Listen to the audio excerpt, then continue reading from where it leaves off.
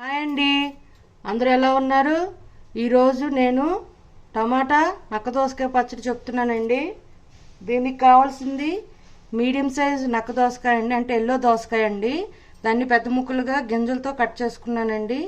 మీకు గింజలతో ఇష్టం లేకపోతే తీసేయవచ్చు, గింజలతో ఉంటేనే టేస్ట్. టమాటాలు 2 తీసుకున్నానండి, చిన్న ముక్కలుగా కట్ చేసుకున్నాను.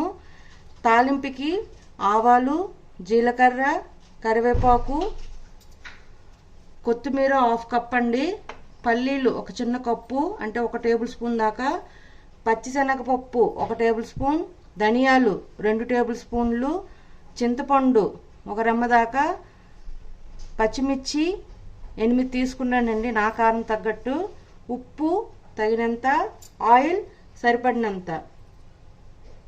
ఇప్పుడు పొయ్యి మీద కడాయి పెట్టుకొని 3 టేబుల్ స్పూన్ ఆయిల్ వేసుకున్నానండి.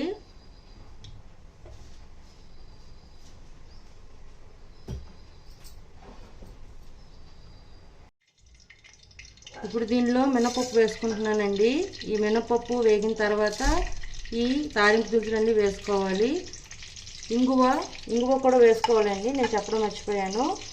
ఇంగువ, ఉప్పు తగినంత, ఆయిల్ సరిపడినంత. చూడండి, ఇవన్నీ బాగా వేగాయండి. ఇప్పుడు దీంట్లో ఈ పచ్చిమిర్చి కూడా వేసేస్తున్నాను. ఇవి కూడా బాగా వేగిపోవాలండి.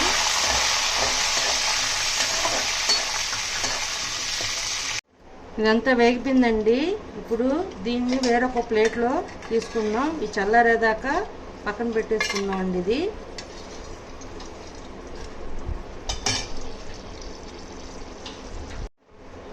దాంట్లో మిగిలిపోయిన నూనెతోనే ఇప్పుడు దోసకాయ ముక్కల్ని, టమాటా ముక్కల్ని వేపుకుందామండి.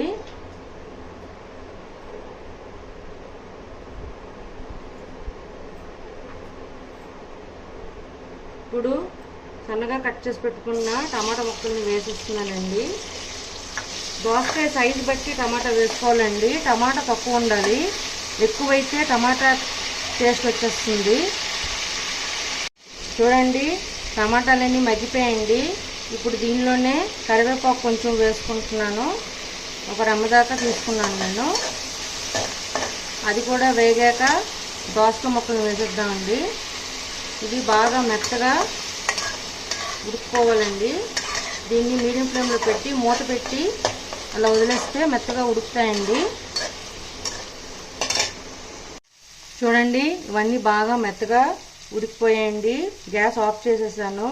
ఇప్పుడు దీనిలోనే కడిగి పెట్టి ఉంచుకున్న కొత్తిమీరని వేసేస్తున్నానండి.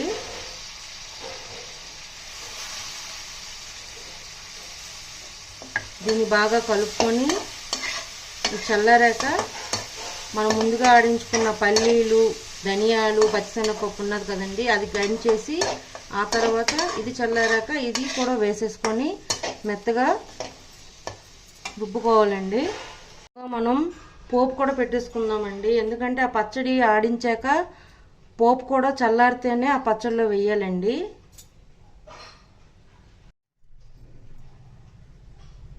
ఇప్పుడు ఆయిల్ పెట్టుకున్నానండి పొయ్యి మీద.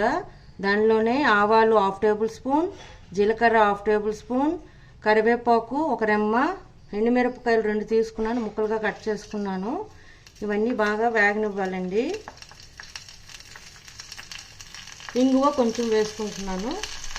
చూడండి, పచ్చడిని ఇలా నూరుకున్నానండి.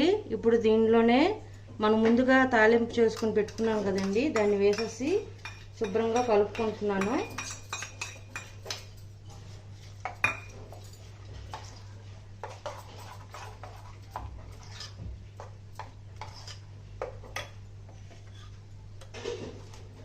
ఇప్పుడు ఇది పచ్చడి రెడీ అండి, మనం సర్వ్ చేసుకోవచ్చు. ఇది వేడి వేడి అన్నంలో నెయ్యి వేసుకుని తింటే చాలా బాగుంటుందండి.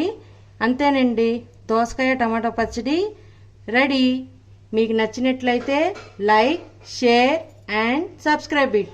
బాయ్.